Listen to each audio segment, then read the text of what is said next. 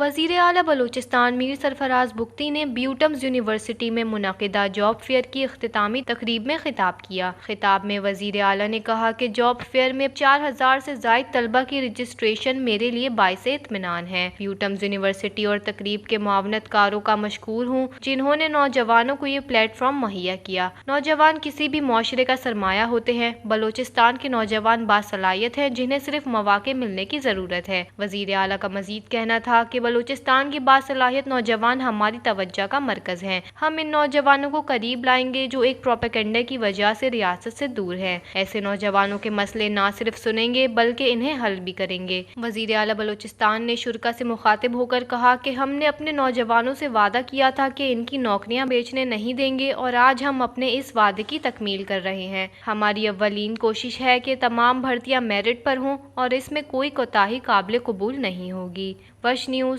Quetta, Balochistan.